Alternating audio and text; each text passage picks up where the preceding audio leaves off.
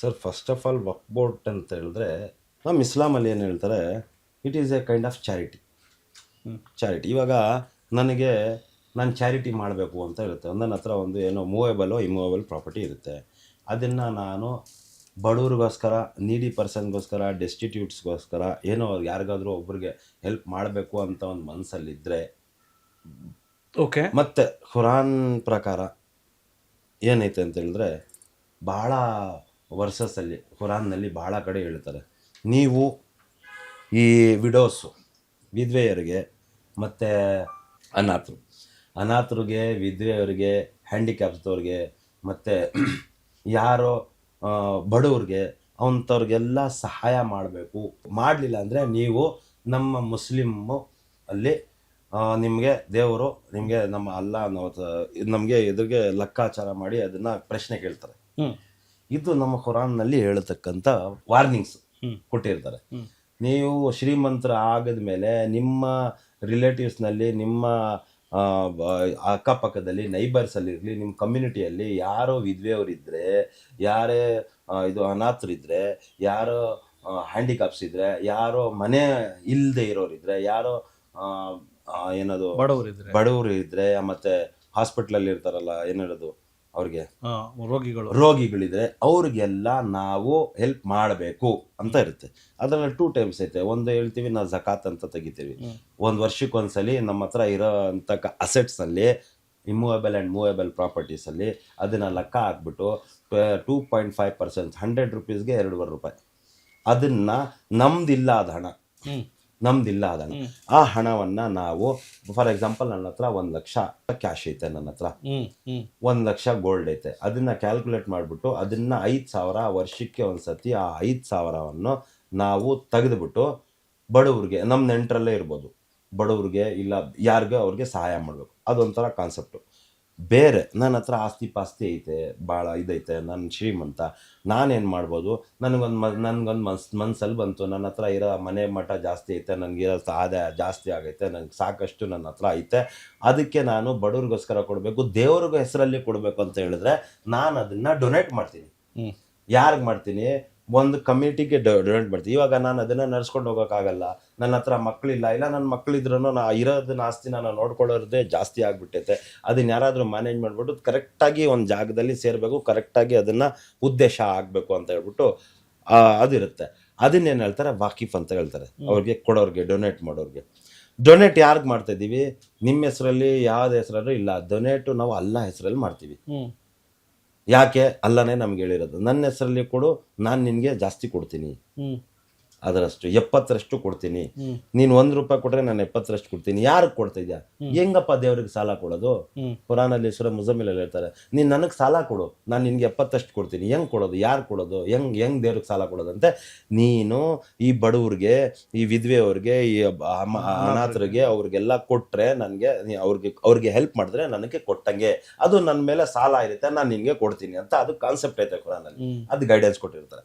ಆ ಪ್ರಕಾರ ಹೆಂಗೆ ಕೊಡ್ಬೇಕು, ಯಾರಿಗೆ ಕೊಡ್ಬೇಕಂತ ಹೇಳಿದ್ರೆ, ಇವಾಗ ನನ್ನ ಹತ್ರ ಜಮೀನು ಐತೆ, ನಾನು ಡೊನೇಟ್ ಮಾಡಿ, ನನ್ನ ಮನಸ್ಸಲ್ಲಿ ಐತೆ ಮಸೀದಿ ಮಾಡಬೇಕು, ನನ್ನ ಮನಸ್ಸಲ್ಲಿ ಐತೆ ಅದಕ್ಕೆ ಒಂದು ಸ್ಕೂಲ್ ಮಾಡಬೇಕು, ಮದ್ರಸ ಮಾಡಬೇಕು, ನನ್ನ ಮನಸ್ಸಲ್ಲಿ ಐತೆ ಒಂದು ಹಾಸ್ಪಿಟಲ್ ಮಾಡಬೇಕು, ಅದನ್ನು ನಾನು ಮಾಡೋಕ್ಕಾಗಲ್ಲ. ನನ್ನ ಹತ್ರ ಜಮೀನು ಐತೆ, ನಾನು ಹಾಸ್ಪಿಟಲ್ ಮಾಡೋಕ್ಕಾಗಲ್ಲ. ನನ್ನ ಹತ್ರ ಜಮೀನು ಐತೆ, ನಾನು ಸ್ಕೂಲ್ ಮಾಡೋಕ್ಕಾಗಲ್ಲ, ನನ್ನ ಹತ್ರ ದುಡ್ಡಿಲ್ಲ. ಅದಕ್ಕೆ ಏನು ಮಾಡ್ತಾರೆ, ನಾನು ಅದಕ್ಕೆ ಡೊನೇಟ್ ಮಾಡ್ತೀನಿ. ಯಾರಿಗೆ? ಮಸೀದಿಯವ್ರಿಗೆ, ಈ ಥರ ಮಾಡ್ತೀನಿ. ಈ ಕಾನ್ಸೆಪ್ಟನ್ನ ತಗೊಂಡು ನಮ್ಮ ಪ್ರಾಫೆಟ್ ಮೊಹಮ್ಮದ್ ಸಲಾ ಸಲಾಮ್ ಇದ್ರಲ್ಲ, ಆ 1400 ವರ್ಷಗಳ ಹಿಂದೆನೇ ಅವ್ರು ಕಾನ್ಸೆಪ್ಟ್ ಹೇಳಿದ್ರು, ಒಬ್ಬರು ಒಂದು ಕಮಿಟಿ ಆಗಬೇಕು, ಒಂದು ಮಸೀದಿ ಒಂದು ಕಮಿಟಿ ಅಂತ ಇರುತ್ತೆ, ಅವ್ರಿಗೆ ಇದು ಜಮೀನ್ ಇರಲಿ, ದುಡ್ಡು ಇರಲಿ, ಏನ ಮೂವೇಬಲ್ ಪ್ರಾಪರ್ಟೀಸ್ ಇರಲಿ, ಇಮ್ಮೂವೇಬಲ್ ಪ್ರಾಪರ್ಟೀಸ್ ಇರಲಿ, ಅದನ್ನ ಕೊಟ್ರೆ ಅದನ್ನೆಲ್ಲ ಬೈತುಲ್ ಮಾಲ್ ಅಂತ ಹೇಳ್ತಾರೆ ನಮಗೆ ಲ್ಯಾಂಗ್ವೇಜಲ್ಲಿ. ಅದೆಲ್ಲ ಪ್ರಾಪರ್ಟಿ ಬಂದ್ಬಿಟ್ಟು ಅದು ಈಕ್ಬಿಟ್ಟು ಅದರಿಂದ ಶ್ರೀಮಂತರಿಂದ ಕಲೆಕ್ಟ್ ಮಾಡಿಬಿಟ್ಟು ಬಡವ್ರಿಗೆ ಹೆಂಗೆ ತಲುಪಿಸ್ಬೇಕು ಅಂತ ಅದೊಂದು ಕಾನ್ಸೆಪ್ಟ್ ಮಾಡ್ತಾರೆ. ಇದೇ ಕಾನ್ಸೆಪ್ಟ್ ಮೇಲೆ ವಕ್ಫ್ ಬಂದಿರೋದು. ಇದನ್ನು ಹ್ಯಾಂಡಲ್ ಮಾಡೋದು ಯಾರು? ವಕ್ಫ್ ಬೋರ್ಡ್ ಏನಂತ, ಅದು ಇವಾಗ ಗೌರ್ಮೆಂಟ್ ಆರ್ಗನೈಸೇಷನ್ ಆಗಿಬಿಟ್ಟಿದೆ, ಅದೇ ಒಂದು ಸಪ್ರೇಟ್ ಡಿಪಾರ್ಟ್ಮೆಂಟ್ ಆಗಿಬಿಟ್ಟಿದೆ. ಯಾರ್ಯಾರು ಇವಾಗ ಆ ಪುರಾತನ ಕಾಲದಿಂದ, ರಾಜರ ಕಾಲದಿಂದ 1400 ವರ್ಷಗಳಿಂದ ಹುಜೂರ್ ಮೊಹಮ್ಮದ್ ಸಲಾ ಸಲಾಮ್ ಇದ್ದಾರಲ್ಲ, ಅವರಾದ್ಮೇಲೆ ಅವ್ರದ್ದೆಲ್ಲ ಅಲ್ಲಿಂದ ಬಂದಿತ್ತೆ, ರಾಜರು ಅವರೆಲ್ಲ ಬಂದಿತ್ತೆ. ಇವಾಗ ಇಷ್ಟಂತ ಲ್ಯಾಂಡ್ ಇರುತ್ತೆ, ಆ ಲ್ಯಾಂಡ್ನ ಇದೆಲ್ಲ ವಕ್ಫ್ ಕೊಟ್ಟು ಅದೊಂದು ಒಂದು ದೊಡ್ಡ ಮಟ್ಟಕ್ಕೆ ಒಂದು ಇಷ್ಟು ಅಸೆಟ್ ಆಗೈತೆ. ಇಂಡಿಯಾದಲ್ಲಿ ಕ್ಯಾಲ್ಕುಲೇಟ್ ಮಾಡಿದ್ರೆ ಸೆಂಟ್ರಲ್ ರೈಲ್ವೆ ಐತಲ್ವಾ, ರೈಲ್ವೆಕ್ಕಿಂತ ಜಾಸ್ತಿ ಪ್ರಾಪರ್ಟಿ ವಕ್ಫ್ ಬೋರ್ಡ್ ಐತೆ. ಅಷ್ಟೇ ಐತೆ. ಅದು ಯಾರ್ದು ಪ್ರಾಪರ್ಟಿ? ಮುಸ್ಲಿಮ್ರ ಪ್ರಾಪರ್ಟಿ ಮುಸ್ಲಿಮ್ರಿಗೆ ಹೋಗ್ಬೇಕು. ಮುಸ್ಲಿಮ್ರ ಪ್ರಾಪರ್ಟಿ ಅಲ್ಲಾಹಗೆ ಡೊನೇಟ್ ಮಾಡಿದ್ರು, ಅಲ್ಲಾಹನ ಪ್ರಾಪರ್ಟಿ ಅದೇ ಅಲ್ಲಾಹನ ಬಂಧೆಗಳು ಇದು ಇವ್ರಿಗೆ ಮುಸ್ಲಿಮ್ಗಳಿಗೆ ಬರಬೇಕು. ಯಾರಿಗೆ ಬರಬೇಕು, ಹೆಂಗೆ ಬರಬೇಕು, ಅದನ್ನು ಕರೆಕ್ಟಾಗಿ ಕ್ಯಾಲ್ಕುಲೇಷನ್ ಮಾಡಬೇಕು. ಅದಕ್ಕಾದಂಥ ಲಾ ಮಾಡಿದ್ದಾರೆ, ವಕ್ಫ್ ಆ್ಯಕ್ಟ್ ಮಾಡಿದ್ದಾರೆ, 1955 ಆ್ಯಕ್ಟ್ ಮಾಡಿದ್ದಾರೆ. ಆಮೇಲೆ ತಿರ್ಗಾ ಮೊನ್ನೆ ಎಲ್ಲ ಅಮೆಂಡ್ಮೆಂಟ್ ಆಯಿತು. ಇದರ ನಡುವೆ ಇವಾಗ ನಿಮ್ಮ ಪ್ರಶ್ನೆ ಏನು? ಪ್ರಾಪರ್ಟಿ ಎಲ್ಲಿ ಯಾರು ಹೆಂಗೆ ಏನು ಯೂಸ್ ಮಾಡಬೇಕು? ಪ್ರಾಪರ್ಟೀಸ್ ಇರುತ್ತೆ, ಮೂವಬಲ್ ಪ್ರಾಪರ್ಟೀಸ್ ಇರುತ್ತೆ, ಇಮ್ಮೂವಬಲ್ ಪ್ರಾಪರ್ಟೀಸ್ ಇರುತ್ತೆ. ಮೂವಬಲ್ ಪ್ರಾಪರ್ಟೀಸ್ ಅಲ್ಲೊಂದು 5 ಎಕರೆ ಜಮೀನು, ಅಲ್ಲೊಂದು 10 ಎಕರೆ ಜಮೀನು, ಅಲ್ಲೊಂದು 50 ಎಕರೆ ಜಮೀನು, ಅದೆಲ್ಲ ಐತೆ. ಐಡೆಂಟಿಫೈ ಮಾಡಿಬಿಟ್ಟು ಲಕ್ಷಾಂತರ ಸ್ಕ್ವೇರ್ ಫೀಟ್ನಲ್ಲಿ ಇದೆಲ್ಲ ಜಾಗಗಳೈತೆ, ಅಲ್ಲಿ ಅಲ್ಲಿ ಅಲ್ಲಿ ಅಲ್ಲಿ ಅಲ್ಲಿ ಅಂತ. ಪ್ರತಿಯೊಂದು ಡಿಸ್ಟಿಕಲ್ಲಿ, ಪ್ರತಿಯೊಂದು ಸಿಟಿಯಲ್ಲಿ, ಪ್ರತಿಯೊಂದು ಸ್ಟೇಟ್ನಲ್ಲಿ, ಎಂಟೈರ್ ಕಂಟ್ರಿಯಲ್ಲಿ ನಮ್ಮದು ಇದು ವಕ್ಫ್ ಪ್ರಾಪರ್ಟೀಸ್ ಐತೆ. ಇವಾಗ ಅದರಲ್ಲಿ ಏನು ಜವಾಬ್ದಾರಿ ಐತೆ, ಏನು ಮಾಡ್ತಾ ಇಲ್ಲ, ಆ ಪ್ರಶ್ನೆ ಬರುತ್ತೆ.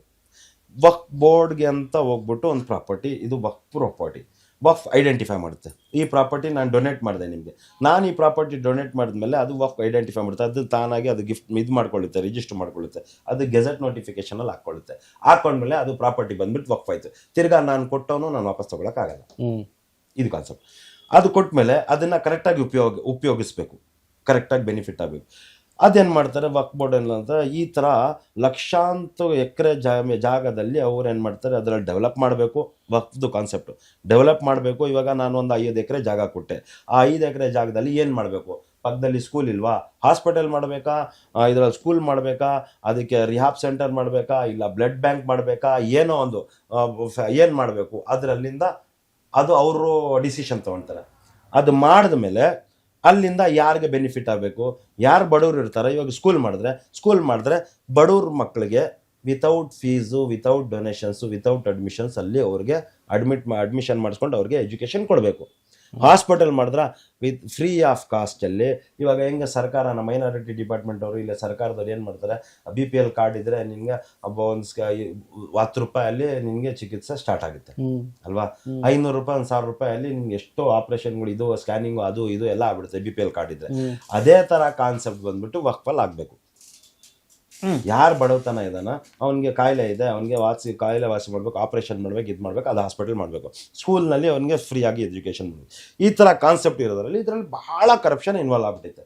ಹೆಂಗೆ ಇನ್ವಾಲ್ವ್ ಆಗ್ಬಿಟ್ಟೈತೆ, ಯಾವ ಥರ ಇನ್ವಾಲ್ವ್ ಆಗ್ಬಿಟ್ಟೈತೆ ನೀವು ಡೇಟಾ ತಗೊಂಡು ನೋಡ್ಬೋದು. 1955 ಎಷ್ಟಿತ್ತು ಪ್ರಾಪರ್ಟೀಸ್ ಇದು ಇಂಡಿಯಾದಲ್ಲಿ.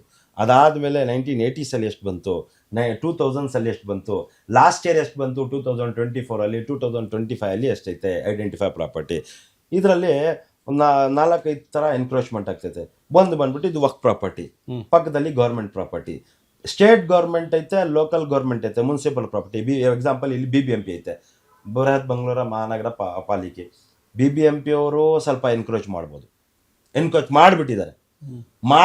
ಅದನ್ನ ವಕ್ಫ್ ಬೋರ್ಡ್ ಅವರು ಜವಾಬ್ದಾರಿತನದಿಂದ ನಮ್ಮ ಪ್ರಾಪರ್ಟಿ ಇಷ್ಟು ಐಡೆಂಟಿಫೈ ಆಗೈತಲ್ಲ, ಇದ್ರದ್ದು ಇಷ್ಟು ಬೌಂಡ್ರಿ ಐತಲ್ಲ, ಇದನ್ನ ಇವ್ರು ಎನ್ಕ್ರೋಚ್ ಮಾಡಿದಾರಲ್ಲ ಅಂತ ಹೇಳ್ಬಿಟ್ಟು ಅವ್ರ ಮೇಲೆ ಫೈಟ್ ಮಾಡ್ತಾ ಇಲ್ಲ. First point. ಸೆಕೆಂಡು, ಸ್ಟೇಟ್ ಇದು NHA ಐತೆ, national highway authority of India, ಅವರು ಎನ್ಕ್ರೋಚ್ ಮಾಡಿದ್ದಾರೆ. ಪ್ಲಸ್ ನಮ್ಮ ವಕ್ಫ್ ಜಾಗದಲ್ಲಿ ಪಕ್ಕದಲ್ಲಿ ಒಂದು ಪ್ರೈವೇಟ್ ಲ್ಯಾಂಡ್ ಐತೆ, ಇಷ್ಟು ಲ್ಯಾಂಡ್ ಐತೆ, ನಾನು ಸ್ವಲ್ಪ ಎನ್ಕ್ರೋಚ್ ಮಾಡಿಬಿಟ್ಟಿರ್ತೀನಿ. ವಕ್ಫ್ ಬೋರ್ಡ್ನವರು ಅದನ್ನು ಆರಾಮಾಗಿ ಮಲ್ಕೊಂಡಿದ್ದಾರೆ. 100 ಪ್ರಾಪರ್ಟೀಸ್ ಇದ್ದರೆ 30 ಪ್ರಾಪರ್ಟೀಸ್ಗೆ ಐಡೆಂಟಿಫೈ ಮಾಡಿಬಿಟ್ಟು ಅದ್ರ ಮೇಲೆ ಕೆಲಸ ಮಾಡ್ತಾರೆ, 70 ಪ್ರಾಪರ್ಟೀಸ್ಗೆ ಬಿಟ್ಬಿಟ್ಟಿದ್ದಾರೆ. ಈ ಥರ ಆಗ್ಬಿಟ್ಟು maximum of properties waqf properties ಎಲ್ಲ ಎನ್ಕ್ರೋಚ್ ಆಗ್ಬಿಟ್ಟೈತೆ. This is one part, one part. Second part waqf institution. Example ಹೇಳ್ತೀನಿ, ನಾನು ಕರೆಕ್ಟಾಗಿ ಇದು ಕೊಡಬೇಕಂತ ಇಲ್ಲ. ಲಾಸ್ಟ್ ಇಯರು 2020 ನಾನು ಕ್ಯಾಪಿಟಲ್ ಹೋಟೆಲ್ನಲ್ಲಿ ವಕ್ಫ್ ಚೇರ್ಮನ್ಗೋಸ್ಕರ ವಕ್ಫ್ ಬೋರ್ಡ್ ಮೆಂಬರ್ಸ್ ಇದ್ದರು, ಅವ್ರಿಗೊಂದು ಕ್ವಶನ್ ಹಾಕಿದ್ದೆ. ನಾನಲ್ಲಿ ಅವ್ರಿಗೆ ಸವಾಲು ಹಾಕಿದ್ದೆ, ಅವ್ರಿಗೆ ವಕ್ಫ್ ಪ್ರಾಪರ್ಟೀಸ್ ಎಷ್ಟಿತ್ತು. 58,000 ವಕ್ಫ್ ಪ್ರಾಪರ್ಟೀಸ್ ಗೆಜೆಟ್ ನೋಟಿಫಿಕೇಶನ್ ಪ್ರಕಾರ ನಮ್ಮದು ಕರ್ನಾಟಕ ಸ್ಟೇಟ್ನಲ್ಲಿ ಇತ್ತು 2020 ಅಲ್ಲಿಗೆ ಸವಾಲು ಮಾಡಿದಾಗ. ಈಗ ಎಷ್ಟೈತೆ? ಓನ್ಲಿ 33,000 ಪ್ರಾಪರ್ಟೀಸ್ ಐತೆ ಅಂತ. ಏನಾಯ್ತು ಮಿಕ್ಕಿದೆಲ್ಲ ಏನಾಯಿತು? ಎನ್ಕ್ರೋಚ್ ಆಗಿಬಿಟ್ಟಿದೆ. ಸ್ಟೇಟ್ ಗೌರ್ಮೆಂಟು, ಇದು local governments, private parties, factories, ಅವರು ಇವರು ಎನ್ಕ್ರೋಚ್ ಮಾಡಿಬಿಟ್ಟಿದ್ದಾರೆ. ಅದು ಏನಾಗ್ತೈತೆ? ಅದಕ್ಕೆ ಕೇಸ್ ನಡೀತೈತೆ. ಎಲ್ಲಿ ನಡೀತೈತೆ, ಎಷ್ಟು ನಡೀತೈತೆ, ಯಾವಾಗ ನಡೀತೈತೆ. ಇವಾಗ ಒಂದು ಎಕ್ಸಾಂಪಲ್ ಕೊಡ್ತೀನಿ. ಇದು ಲಾಲ್ಬಾಗ್ ಪಕ್ಕದಲ್ಲಿ ಹಾಪ್ ಪಂಪ್ಸ್ ಪ್ರಾಪರ್ಟಿ ಐತೆ. ಎಷ್ಟೈತೆ? ಇದು ಒಂದು ಬೆಳ್ಳಳ್ಳಿಯಲ್ಲಿ ಒಂದು ಪ್ರಾಪರ್ಟಿ ಐತೆ, ಸರ್ವೆ ನಂಬರ್ 55 ಕಡೆ ಅದ್ರಲ್ಲಿ ಪ್ರಾಪರ್ಟಿ ಐತೆ. ಎಷ್ಟೈತೆ? 602 acres of property of Waqf board ಇತ್ತು. ಯಾರು ಎನ್ಕ್ರೋಚ್ ಮಾಡಿದ್ದಾರೆ?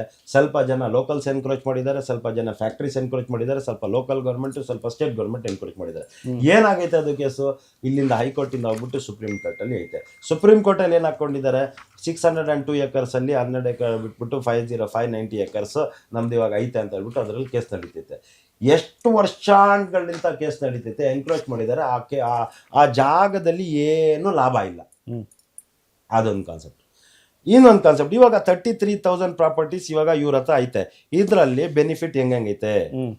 ಒಂದು ಪ್ರಾಪರ್ಟಿ, ಒಂದು ಸ್ವಲ್ಪ ಪ್ರಾಪರ್ಟೀಸ್ ಐತೆ, ಅದರಲ್ಲಿ 1 ಲಕ್ಷ ಇನ್ಕಮ್ ಐತೆ ಇಯರ್ಲಿ. ಒಂದು ಸ್ವಲ್ಪ ಪ್ರಾಪರ್ಟೀಸ್ ಐತೆ, ಅದರಲ್ಲಿ more than 1 lac within 10 lakhs income ಐತೆ. ಇನ್ನು ಸ್ವಲ್ಪ ಪ್ರಾಪರ್ಟೀಸ್ ಐತೆ, ಮೋರ್ ದ್ಯಾನ್ 10 ಲ್ಯಾಕ್ಸ್ ಇನ್ಕಮ್ ಐತೆ. ಎಕ್ಸಾಂಪಲ್ ಕೊಟ್ರೆ, ಇವಾಗ ನಮ್ಮ HMS ಕಾಂಪ್ಲೆಕ್ಸ್ ತಗೊಳ್ಳಿ, ಒಂದು ಎಕ್ಸಾಂಪಲ್. ಅದರಲ್ಲಿ ಮೋರ್ ದ್ಯಾನ್ 10 ಲ್ಯಾಕ್ಸ್ ಇನ್ಕಮ್. ಆ ಥರ ಈ ಯಾವ್ದಾದ್ರು ವಕ್ ಪ್ರಾಪರ್ಟೀಸ್ ಅಲ್ಲಿ ಬರುತ್ತೆ. ಒಂದು ಮಸೀದಿ ಬರುತ್ತೆ, ಒಂದು ಬರಿಯಲ್ ಗ್ರೌಂಡ್ ಬರುತ್ತೆ, ನಮ್ದು ಇದು ಮಶಾನ ಅಂತ ಇರುತ್ತೆ, ನಮ್ದು ಬರಿಯಲ್ ಗ್ರೌಂಡ್ ಬರುತ್ತೆ, ಮತ್ತೆ ದರ್ಗಾಸ್ ಬರುತ್ತೆ, ಮತ್ತೆ ಬೇರೆ ಬೇರೆ ಇನ್ಸ್ಟಿಟ್ಯೂಷನ್. ಇಲ್ಲಿ ನೀವು ಕನಿಂಗಾಮ ಕ್ವೀನ್ಸ್ ರೋಡಲ್ಲಿ ಹೋದ್ರೆ ಇದು ಆರ್ಫನೇಜ್ ಹೋಮ್ಸ್ ಅಂತ ಐತೆ. ಆಮೇಲೆ ಭಾಳ ಕಾಲೇಜಸ್ ಐತೆ, ಇನ್ಸ್ಟಿಟ್ಯೂಷನ್ಸ್ ಐತೆ, ಭಾಳ ಅಷ್ಟಿದೆ. ಡೆವಲಪ್ಡು ಐತೆ, ಅನ್ಡೆವಲಪ್ಡು ಐತೆ. What is the concept of the? For example, ಇವಾಗ ಒಂದು ಕಾಂಪ್ಲೆಕ್ಸ್ ತಗೊಳ್ಳೋಣ. ಇಲ್ಲಿ ಹೋಗೋಣ, ನಾವು ಶಿವಾಜಿನಗರ ಕಡೆ ಹೋಗೋಣ, ಇದು ಕಮರ್ಷಿಯಲ್ ಸ್ಟ್ರೀಟಲ್ಲಿ ಹೋಗೋಣ, heart of the city. Commercial ಸ್ಟ್ರೀಟಲ್ಲಿ ಒಂದು ಮಸೀದಿ ಐತೆ, ಲಬಾಬಿನ್ ಮಸ್ಜಿದ್ ಅಂತ ಐತೆ. ಅದಕ್ಕೊಂದು ಟ್ರಸ್ಟ್ ಐತೆ. ಅದರಲ್ಲಿ ಎಷ್ಟು ಬರ್ತೈತೆ ಇನ್ಕಮು? ಪ್ರತಿ ತಿಂಗಳು 70 to 80 ಲ್ಯಾಕ್ಸ್ ಅಪ್ರಾಕ್ಸಿಮೇಟ್ಲಿ ಇನ್ಕಮ್ ಐತೆ ಪ್ರತಿ ತಿಂಗಳು. ಆನ್ಯುವಲ್ಲಿ ಎಷ್ಟಾಯ್ತು? ಅಕ್ರಾಸ್ 8 crores ಆಯ್ತು. 1 crore ಆಯ್ತು ಅಕ್ರಾಸ್. 80 ಲಕ್ಷದಿಂದ 1 ಕೋಟಿ ರೂಪಾಯಿ ಆಯ್ತು. ಹೆಂಗದು ಇನ್ಕಮು? ಹೆಂಗಂತ ಹೇಳಿದ್ರೆ, ಇವಾಗ ಒಂದು ಮಸೀದಿ ಐತೆ, ಅದ್ರ ಪಕ್ಕದಲ್ಲಿ ಇದೈತೆ, ಇದು ಅಂಗಡಿಗಳೈತೆ, ಅಂಗಡಿ ಐತೆ, ಕಾಂಪ್ಲೆಕ್ಸ್ ಐತೆ, ಅದೆಲ್ಲ ಐತೆ. ಇದು ಇನ್ಕಮ್ ಎಲ್ಲ ಎಲ್ಲಿಗೆ ಬರಬೇಕು? ಅಲ್ಲಿಗೆ ಬರ್ಬೇಕು, ಮಸೀದಿಗೆ ಬರ್ಬೇಕು. ಆ ಮಸೀದಿಗೆ ಬಂದ್ಮೇಲೆ ಅದು ಮ್ಯಾನೇಜ್ಮೆಂಟ್ ಮಾಡೋದಾರು, ಮಸೀದಿಯಲ್ಲಿ ಒಂದು ಎಲೆಕ್ಷನ್ ಆಗುತ್ತೆ, ಆ ಟ್ರಸ್ಟ್ ಮ್ಯಾನೇಜ್ ಮಾಡುತ್ತೆ.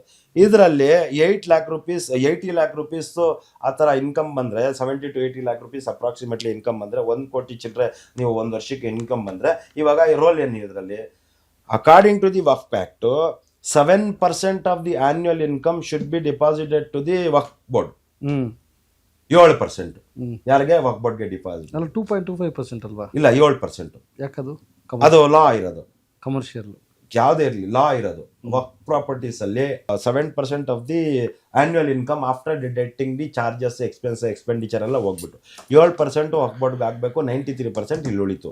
ಇವಾಗ 1 ಲಕ್ಷ ಹಾಕೊಂಡ್ರೆ 1 ಕೋಟಿ ರೂಪಾಯಿ ನಮಗೆ ಆನ್ಯುವಲಿ ಇದು ಸೇವಿಂಗ್ ಆಗಿದ್ರೆ, ಎಕ್ಸ್ಪೆನ್ಸಸ್ ಎಲ್ಲ ಇಟ್ಬಿಟ್ಟು 1 ಕೋಟಿ ಸೇವಿಂಗ್ ಆದರೆ 7 lakh rupees ಅಲ್ಲಿಗೆ ಹೋಗುತ್ತೆ, 93 lakhs rupees ಇಲ್ಲಿ ಉಳ್ಕೊಳ್ಳುತ್ತೆ. ಗೊತ್ತಾಯ್ತಾ?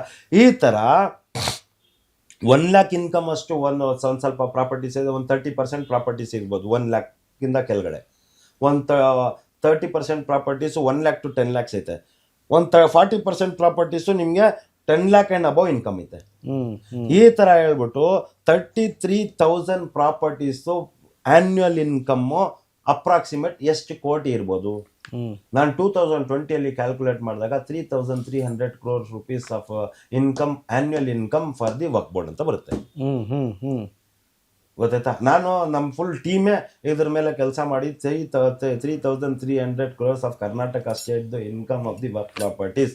ಅದರಲ್ಲಿ ಏನು 7%, 3,300 crore ಆನ್ಯುವಲ್ ಇನ್ಕಮ್. ಅದರೊಳಗೆ 7% ನೀವು ಸರ್ಕಾರಕ್ಕೆ 7% ಸರ್ಕಾರಕ್ಕೆ ಏನಿಲ್ಲ, ಅದೇ ಒಂದು ಸಪ್ರೇಟ್ ಬಾಡಿ. ಅದು 300 ಕೋಟಿ ಬಿಡಿ, 3,000 ಅಪ್ರಾಕ್ಸಿಮೇಟ್ ಇನ್ಕಮ್ ಐತೆ. ಗೊತ್ತಾಯ್ತಾ? ಯಾವ್ದು ಇದು ಎನ್ಕ್ರೋಚ್ಮೆಂಟ್ ಎಲ್ಲ ಬಿಟ್ಟು, ಎನ್ಕ್ರೋಚ್ಮೆಂಟ್ ಆದ್ರೆ ಬೇರೆದು. ನಾವು ಇಲ್ಲಿ ಏನ್ ರೋಲು, ಇದು ಕರ್ತವ್ಯ ಏನ್ ಮಾಡ್ಬೇಕು, ಅವ್ರು ಏನ್ ಮಾಡ್ತಾ ಇದ್ದಾರೆ.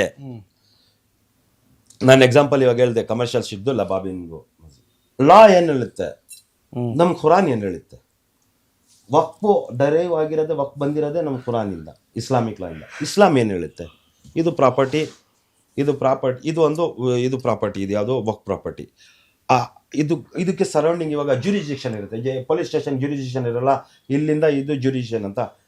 ಅದು ಏನು ಮಾಡಬೇಕು? ಈ ಪ್ರಾಪರ್ಟಿ ಜ್ಯೂರಿಸ್ಡಿಕ್ಷನ್ ಇದೆ, ಇದರಲ್ಲಿ 1 crore rupees 1 ವರ್ಷಕ್ಕೆ ಇನ್ಕಮ್ ಇದ್ರೆ, ಈ ಜ್ಯೂರಿಸ್ಡಿಕ್ಷನ್ ಅಲ್ಲಿ ಎಷ್ಟು ಮನೆಗಳು ಬರುತ್ತೆ?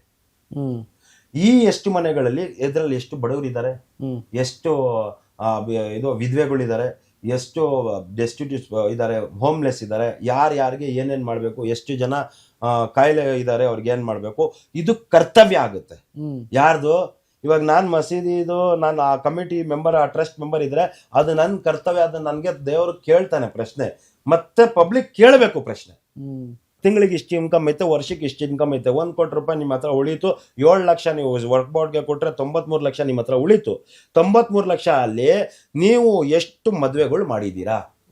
ಇವಾಗ ಬಡವರು ಇರ್ತಾರೆ, ಮದುವೆ ಮಾಡೋಕ್ಕಾಗಲ್ಲ.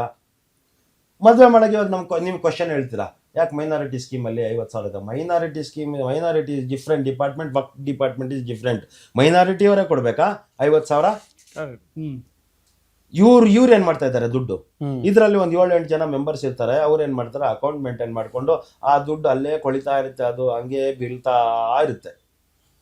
ಏನ್ ಎಕ್ಸ್ಪೆನ್ಸಸ್ ಇರುತ್ತೆ ಒಂದ್ ಮಸೀದಿ ಅಂತ ಹೇಳ್ಬೋದು. ಅದ್ರಲ್ಲಿ ಇರೋ ಇಮಾಮ್ ಸಾಬ್, ಅವ್ರು ಇಮಾಮ್ ನಮಾಜ್ ಮಾಡ್ತಾರಲ್ಲ, ಅವ್ರಿಗೆ ಕ್ಲರಿಕ್ಗೆ ಅವ್ರಿಗೆ ಒಂದು ಸಂಬಳ ಕೊಡಬೇಕು, ಅದರಲ್ಲಿ ಅಜಾಂಗ್ ಹೋಗ್ತಾರಲ್ಲ ಮೋದನ್, ಅವ್ರಿಗೆ ಕೊಡಬೇಕು, ಮೇಂಟೆನೆನ್ಸ್ ಮಾಡಬೇಕು, electricity, water charges plus maintenance, ಅದು ಇದು ಎಕ್ಸ್ಪೆಂಡಿಚರ್ ಇರುತ್ತೆ.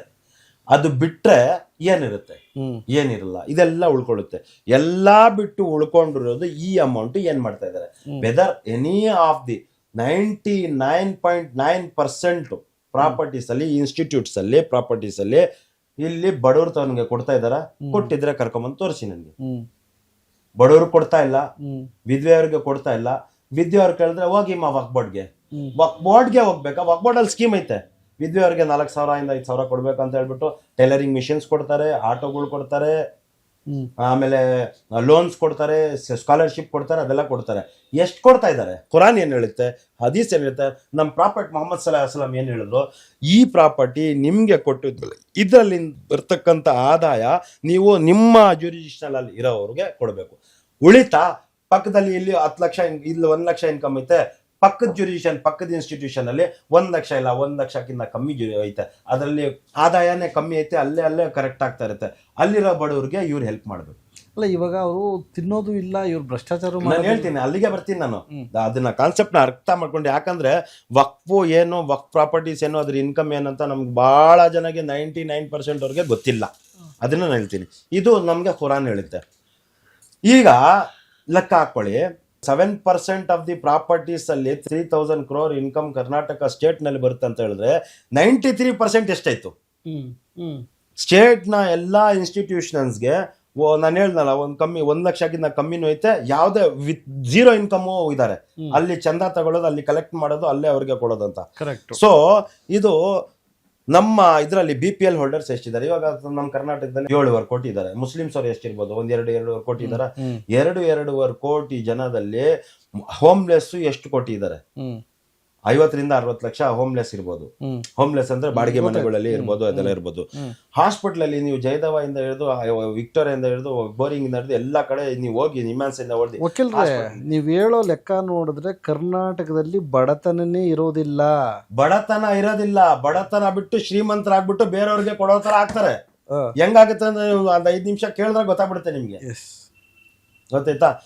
1,000 ನನ್ನ ಎಕ್ಸಾಂಪಲ್ ಹೇಳ್ತೀನಿ. ಈ ಒಂದು ಇನ್ಸ್ಟಿಟ್ಯೂಟ್ ಅಲ್ಲಿ ಆ ಸರೌಂಡಿಂಗ್ ಜ್ಯೂರಿಡಿಕ್ಷನ್ ಅಲ್ಲಿ 1,500 ಮನೆ ಬರುತ್ತೆ ಅನ್ಕೊಳ್ಳಿ. ಈ 1,500 ಮನೆಯಲ್ಲಿ 100 ಜನ ಬಡವರು ಇರ್ಬೋದು, 50 ಜನ ಹಾಸ್ಪಿಟಲ್ ಅಲ್ಲಿ ಇರ್ಬೋದು, 50 ಜನ ಮದುವೆ ಮಾಡೋರು ಇರ್ಬೇಕು. ಇದೆಲ್ಲ ಸೇರಿ ದುಡ್ಡು ಅವರು ವರ್ಷದಲ್ಲಿ ಇಷ್ಟೆಲ್ಲ ಮಾಡಿದ್ರು ಆದ್ರೂ 30% ಅಮೌಂಟ್ ಖಾಲಿ ಆಗಲ್ಲ, 70% ಉಳ್ಕೊಳ್ಳುತ್ತೆ. ವಕ್ಬೋರ್ಡ್ ಹೋಗೋದೇ ಬೇಡ ನಾವು. ವಕ್ಬೋರ್ಡ್ ಆಮೇಲೆ ಹೋಗ್ಬೇಕು. ಗೊತ್ತಾಯ್ತಾ? ಇದು ಮಾಡ್ತಾ ಇಲ್ಲ. ಇದು ತಿಂತಾ ಇರೋದು ಯಾರು? ಮುಸ್ಲಿಮ್ರ ದುಡ್ಡು ಮುಸ್ಲಿಮ್ರೆ ತಿಂತಾ ಇರೋದು. ಯಾರು ದುಡ್ತಾ ಇರೋದು? ನಂಬಿಕೆ ದ್ರೋಹ. ನಾನು ಯಾರಿಗೆ ಎಲೆಕ್ಷನ್ ಆಗ್ಬಿಟ್ಟು ಇವರು ಸೆಕ್ರೆಟರಿ ಇರ್ಲಿ, ಇವ್ರು ಪ್ರೆಸಿಡೆಂಟ್ ಇರ್ಲಿ, ಇವರು ಇದಿರ್ಲಿ ಅದಿರ್ಲಿ ಅಂತ ನಾನು ಓಟ್ ಹಾಕ್ಬಿಟ್ಟು ನಾನು ಮಾಡ್ತೀನಲ್ಲ, ಅದ್ರಲ್ಲೂ ಒಂದು ಸ್ಕ್ಯಾಮ್ ಐತೆ, ಹೇಳ್ತೀನಿ ನಾನು. ಓಟ್ನಲ್ಲೂ ಸೈಕಲ್ ಅಲ್ಲಿ ಬಂದಿರೋ ಸೆಕ್ರೆಟರಿ ಇವಾಗ BMW ಮತ್ತೆ ಇದು ಆಡಿ ಕಾರು, ಅವ್ನ ಮನೆ ಬಾಡಿಗೆಯಲ್ಲಿ ಮನೆ ಇರೋನ್ಗೆ 20-30 ಮನೆ ಬಾಡಿಗೆ ಬರುತ್ತೆ, ಲಕ್ಷಾಂತರ. ಒಂದು ಕಾಂಪ್ಲೆಕ್ಸ್ಗಳೈತೆ, ಅವ್ರ ಮಕ್ಕಳು ಎಲ್ಲೋ ಲಂಡನ್ ಅಲ್ಲಿ ಓದ್ತಾ ಇದಾರೆ, ಎಲ್ಲೋ UK ಅಲ್ಲಿ ಓದ್ತಾ ಇದಾರೆ, ಎಲ್ಲೋ ಹೊರಗಡೆ ಓದ್ತಾ ಇದಾರೆ. ಪ್ರತಿ ತಿಂಗಳು ಅವ್ರಿಗೆ ಈ ಸೈಕಲ್ ಅಲ್ಲಿ ಬಂದಿರೋರ್ಗ ಸ್ವಂತ ಗಾಡಿ ಇಲ್ಲ ಅಂತವ್ರು ನಾನು I can identify and tell their names. 25 ವರ್ಷ ಹಿಂದೆ ಸೈಕಲ್ ಅಲ್ಲಿ ಬೇರೆ ಊರಿನ ಬಂದು ಇಲ್ಲಿ ಕಮಿಟಿ ಮೆಂಬರ್ ಆಗ್ಬಿಟ್ಟು ಈಗ ಶ್ರೀಮಂತರು, ಕೋಟ್ಯಾಂತರ ಶ್ರೀಮಂತ ಇದಾರೆ, ಬೇಕಾದ್ರೆ ಅವ್ರು MLA ಡೊನೇಟ್ ಮಾಡ್ಬೋದು ಎಲೆಕ್ಷನ್ಗೆ, ಆ ತರ ಇದಾರೆ. ಅವರೆಲ್ಲ ಏನ್ ಮಾಡ್ತಾರೆ, ಅವರೆಲ್ಲ ದುಡ್ಡು ಇಕ್ಬಿಟ್ಟು ಯಾರಿಗೂ ಕೊಡಲ್ಲ. ಅವು ಸ್ವಂತ ರಿಲೇಟಿವ್ಸ್ ಅಲ್ರೇ ಬಡವ್ರು ಅಂತ ಹೇಳಿದ್ರೆ ಹೊಗ್ಬೋರ್ಡಲ್ಲಿ ನಾನು ಒಂದು ರೆಕಮೆಂಡ್ ಮಾಡ್ತೀನಿ ಕೊಡಿ ಅಂತ ಹೋಗ್ತಾರೆ. ಆ ಸ್ವಂತ ಇವರು ಇದ್ರಲ್ಲಿ ರಿಲೇಷನ್ ಅಲ್ಲೇ ವಿಧವೆ ಇದ್ರೆ, ವಿಡೋ ಇದ್ರೆ, ಇಲ್ಲ ಯಾರೋ ಸ್ಕಾಲರ್ಶಿಪ್ ಕೊಡ್ಬೇಕಂತ ಹೇಳಿದ್ರೆ ಅವ್ರು ಇದ್ರಿಂದನೂ ಕೊಡ್ಬೋದು. ಗೊತ್ತಾಯ್ತಾ? ಈ ಇನ್ಕಮ್ ಆಯ್ತು. ಇವ್ರು ದುಡಿಯೋ ಇನ್ಕಮ್ ಅಲ್ಲಿ ನಾನು ಹೇಳ್ದಲ್ಲ, ದೇವ್ರು ಹೇಳಿದಾರೆ ನೀವು ದುಡಿಯೋ ಇದ್ರಲ್ಲಿ 2.5% ನೀವು ವರ್ಷಕ್ಕೊಂದ್ಸಲಿ ಕೊಡ್ಬೇಕಂತ. ಅದು ರಂಜಾನ್ ತಿಂಗಳಲ್ಲಿ ನಾವು ಕೊಡ್ತಾರೆ. ಅದು ಕೊಟ್ಟಿಲ್ಲ ಅಂದ್ರೆ ನಮ್ ನಮಾಜೇ ಆಗಲ್ಲ ರಂಜಾನ್ ನಲ್ಲಿ, ನಾವು ಇರೋ ಉಪವಾಸನೇ ಆಗಲ್ಲ. ಅದು ನಮ್ಗೆ ಅದು ನಿಮ್ ಏನ್ ಮಾಡಿದ್ರು ನಿಮ್ ನಮಾಜು ಆಗಲ್ಲ, ನೀವ್ ಏನ್ ಪುಣ್ಯ ಮಾಡಿದ್ರು ನಾನು ಇದನ್ನ ಎಕ್ಸೆಪ್ಟ್ ಮಾಡಲ್ಲ ಅಂತ ದೇವ್ರು ಹೇಳ್ತಾನೆ. ಎಲ್ಲಿ ಕೊಡ್ತೀರಿ ಅದನ್ನ? ಹಣನ ಕೊಡೋದು ಮಸೀದಿಗೆ ಕೊಡ್ಬೇಕಾಗಿಲ್ಲ ನಾವು. ನನ್ ನೆಂಟ್ರಿ, ಇವಾಗ ನನ್ನ ತಮ್ಮ ದಾನ ಮಾಡ್ಬೇಕು. ಅದು ಅವ್ನ್ ಕಷ್ಟದಲ್ಲಿದ್ದಾನೆ, ಕೊಟ್ಬಿಡು. ಅದನ್ನ ಕೇಳ್ಬಾರ್ದು. ಸಾಲ ಇಲ್ಲ, ಅದು ಕೊಟ್ಬಿಡ್ಬೇಕು. ಅದು ಚಾರಿಟಿ. ಅದು ಕೊಡ್ಬೇಕಂತ ಪ್ರತಿಯೊಂದು ಮನುಷ್ಯಕ್ಕೆ, ಪ್ರತಿಯೊಂದು ಮುಸ್ಲಿಂಗೆ ದೇವರು ಅದಕ್ಕೆ ಕಂಡೀಷನ್ ಇಕ್ಕಿದ್ದಾನೆ. ಅದು ಕೊಡ್ತಾ ಇಲ್ಲ. ಅದೊಂದಾಯ್ತಾ? ಈಗ ಇನ್ನೊಂದು ಕಾನ್ಸೆಪ್ಟ್ ಬರೋಣ. ಇದು ಇನ್ಸ್ಟಿಟ್ಯೂಷನ್ ಐತಿ. ಇವಾಗ ದರ್ಗಾಗೆ ಬರೋಣ. ದರ್ಗಾದು ಇವಾಗ ಒಂದು ದರ್ಗಾ ಐತೆ. ಆ ದರ್ಗಾದ ಜುರಿಜಿಷನ್ ಅಲ್ಲಿ ಅದು ಒಂದು ಸ್ವಲ್ಪ ಇನ್ಕಮ್ ಇರುತ್ತೆ. ಅಂಗಡಿಗಳು, ಹೋಟೆಲ್ಗಳು, ಅದು ಇದು ಅಂತ ಹೇಳ್ಬಿಟ್ಟು ಇನ್ಕಮ್ ಇರುತ್ತೆ. ಅದು ಸಪ್ರೇಟ್ ಇನ್ಕಮ್, ಅದು ಬೇರೆ ಇನ್ಕಮ್ ಬರುತ್ತೆ. ಅವರು ಇದ್ರಲ್ಲಿ ಹಾಕ್ಬೇಕು, ಅದು ಒಗ್ಬಡ್ಗೂ ಹಾಕ್ಬೇಕು, ಅವರು ಕಮಿಟಿಯಲ್ಲೂ ಇಟ್ಕೊಳ್ತಾರೆ. ಅದು ಬಿಟ್ರೆ ದರ್ಗಾದಲ್ಲಿ ಹೋಗ್ತಾರೆ ಯಾರೋ, ಅದು ಹಜರತ್ ಇದಾರೆ, ಅದು ಇದು ಮಾಡ್ತಾರಲ್ಲ, ಹೇಳ್ಬಿಟ್ಟು ಮುಜಾವರ್ ಅಂತ ಇರ್ತಾರೆ. ಅವ್ರದೇ ಒಂದು ಇದೈತೆ, 3 ಡ್ಯೂಟೀಸ್ ಇರುತ್ತೆ ಅವ್ರದ್ದು. ಅವ್ನ್ ಬಂದ 100 ರೂಪಾಯಿ ಕೊಟ್ಟ ಜೇಬಲ್ ಹಾಕ, ಅವ್ನ್ ಬಂದ 500 ರೂಪಾಯಿ ಕೊಟ್ಟ ಜೇಬಲ್ ಹಾಕ, ಈ ತರ ಹೇಳ್ಬಿಟ್ಟು ಅವ್ರ ಜೀವನ ಮಾಡ್ಕೊಂಡು, ಅವ್ರ ಹೆರಿಡಿಟಿ, ಅವ್ರ father, grandfather, forefather ಅವರೆಲ್ಲ ಅದೇ ಮಾಡ್ಕೊಂಡು ಬರ್ತಾ ಇದಾರೆ. ಅವ್ರ ಕೆಲ್ಸ ಏನು, ಅದೇನ್ ಲೆಕ್ಕಾಚಾರ ಇಲ್ಲ. ಆಗ್ದ ಜೇಬಲ್ ಹಾಕೊಂಡು ಹೋದ. ನನ್ ಪ್ರಶ್ನೆ ಸಮಾಜಕ್ಕೆ, ನನ್ ಪ್ರಶ್ನೆ ಒಂದು ಜನರಿಗೆ, ನೀವು ಹೋಗ್ತೀರಾ 500 ರೂಪಾಯಿ ಅಲ್ಲಿ ಹಾಕ್ತೀರಾ, 1000 ರೂಪಾಯಿ ಹಾಕ್ತೀರಾ, ರಸೀದಿಯಲ್ಲಿ ಎಷ್ಟೋ ಚೆಕ್ ಹಾಕ್ತೀರಾ, ಫೋನ್ ಪೇ ಮಾಡ್ತೀರಾ, ಆ ದುಡ್ಡು ದೇವ್ರಿಗೆ ಸೇರ್ತೈತಾ? ಸೇರ್ತಾ ಇಲ್ಲ. ಕಳ್ಳರಿಗೆ ಸೇರ್ತೈತದು. ಅವನು ಏನೋ ಒಂದ್ ಹೇಳ್ದ ಅಂತ, ತಾವೀದ್ ಆಗ್ದ ಅಂತ ಏನೋ ಹೇಳ್ಬಿಟ್ಟ. ಅದೇ ದುಡ್ಡನ್ನ ನೀವು ಬರೋ ದಾರಿಯಲ್ಲಿ, ಇವಾಗ ನಾನು ಶಿವಾಜಿನಗರದಿಂದ ನಾನು ಒಂದ್ ದರ್ಗಾಗ್ ಹೋಗ್ತೀನಿ, ಕಾಟನ್ಪೇಟೆ ದರ್ಗಾಗ್ ಹೋಗ್ತೀನಿ, ದೊಡ್ಡ ದರ್ಗಾ ಅದು. ಅಲ್ಲಿರೋರ್ಗೆ ಅವರು ಮುಖ್ಯಸ್ಥರು, ಅವ್ರು ಯಾರು ಸತ್ತಿರೋರಲ್ಲ, ಅವ್ರಿಗೆ ಒಂದು ಸ್ಥಾನ ಐತೆ. ಅವರು ಆರಾಮಾಗಿದ್ದಾರೆ, ಇದ್ರಲ್ಲಿ ಮಲ್ಕೊಂಡಿದ್ದಾರೆ. ನಾನು ಇಲ್ಲಿಂದ ಶಿವಾಜಿನಗರದಿಂದ ಹಿಡಿದು ಅಲ್ಲಿ ಕಾಟನ್ಪೇಟೆ ಹೋಗೋ ಅಷ್ಟೊತ್ತಿಗೆ ನಾನು ಎಲ್ಲಿಂದ ಹೋಗ್ಬಿಟ್ಟು ಅಲ್ಲೇ ಪ್ರಾರ್ಥನೆ ಮಾಡ್ಬೇಕಂತ ಏನಿಲ್ಲ. ಸರಿ ಆಯ್ತು, ನಂದು ಪ್ರಾರ್ಥನೆ ಅದು, ನಾನು ಅಲ್ಲೇ ಹೋಗ್ಬಿಟ್ಟು ಮಾಡ್ತೀನಿ. ಅಲ್ಲಿ ಹೋಗೋ ಅಷ್ಟೊತ್ತಿಗೆ ನನ್ಗೆ 3 ಕಿಲೋಮೀಟರ್ ಆಗಿತ್ತು ಇಲ್ಲಿಂದ. ಈ 3 ಕಿಲೋಮೀಟರ್ ಹೋಗೋ ಅಷ್ಟೊತ್ತಿಗೆ ನನಗೆ 2 ಹಾಸ್ಪಿಟಲ್ ಸಿಗುತ್ತೆ. ನನಗೆ ಒಂದು ಬೋರಿಂಗ್ ಹಾಸ್ಪಿಟಲ್ ಸಿಗುತ್ತೆ, ಒಂದು ಗೌಶ ಹಾಸ್ಪಿಟಲ್ ಸಿಗುತ್ತೆ, ಮತ್ತೆ ನನಗೆ ವಿಕ್ಟೋರಿಯಾ ಹಾಸ್ಪಿಟಲ್ ಸಿಗುತ್ತೆ ಆ ಕಡೆ. ಇಲ್ಲಿ ಹೋಗೋ ಅಷ್ಟೊತ್ತಿಗೆ ನನ್ನ ಕಣ್ಣಲ್ಲಿ ಅಲ್ಲಿ ಬಡವ್ರು ಕಾಣಿಸ್ಕೊಡಲ್ವಾ, ಯಾರಿಗೋ ಟ್ಯಾಬ್ಲೆಟ್ ಇಲ್ಲ, ಯಾರಿಗೋ ಇಂಜೆಕ್ಷನ್ಗೆ ದುಡ್ಡಿಲ್ಲ, ಯಾರೋ ಬಳ್ಳಾರಿಯಿಂದ ಬೆಳಗಾಮಿಂದ ಯಾವುದೋ ಬೇರೆ ಕಡೆಯಿಂದ ಬಂದಿರ್ತಾರೆ, ಅಲ್ಲಿ ಚಿಕಿತ್ಸೆ ಆಗಲ್ಲ ಅಂತ ಇಲ್ಲಿ ಬಂದ್ಬಿಟ್ಟು ಅವ್ರಿಗೆ ಊಟ ಕರೆಕ್ಟಾಗಿ ಸಿಕ್ಕಿಲ್ಲ, ಅವ್ರಿಗೆ ಇದಿಲ್ಲ. ಅಲ್ಲಿ ಹೋಗ್ಬಿಟ್ಟು ಆ ಕಳ್ಳರಿಗೆ ಕೊಡೋಕ್ಕಿಂತ ಮುಂಚೆ ನಾನು 500 ರೂಪಾಯಿ ಅವ್ರಿಗೆ ಕೊಟ್ಬಿಟ್ಟು ಹೋದ್ರೆ ನನಗೆ ಪುಣ್ಯ ಸಿಗಲ್ವಾ? ರಿಯಲ್ ದುಡ್ಡು ರಿಯಲ್ ಅವ್ರಿಗೆ ಸಿಗುತ್ತೆ. ಅಲ್ಲಿ ಹೋಗ್ಬಿಟ್ಟು ಪ್ರಾರ್ಥನೆ ಮಾಡೋಕ್ಕಿಂತ ನನ್ನ ದುಡ್ಡು ಕೊಟ್ಟಿದ ತಕ್ಷಣ ಅವ್ರ ಹೊಟ್ಟೆ ಕರಳಿಂದ ಎಷ್ಟು ಅವ್ರಿಗೆ ನಮ್ಗೆ ಪುಣ್ಯ ಬರಲಿ ಅಂತ ದೇವ್ರ ಹತ್ರ ಬೇಡ್ಕೊಂತಾರಲ್ಲ, ಅಲ್ಲೇ ನಮ್ಮ ಜೀವನ ಏನೋ ಸಾರ್ಥ ಆಗ್ಬಿಡುತ್ತೆ. ನಮ್ಗೆ ಕಷ್ಟ ಇದು ಅದು ಎಲ್ಲ ಹೋಗ್ಬಿಡುತ್ತೆ. ಆ ಕಾನ್ಸೆಪ್ಟ್ ಬರಬೇಕು ನಮ್ಮೆಲ್ಲದ್ರಲ್ಲಿ.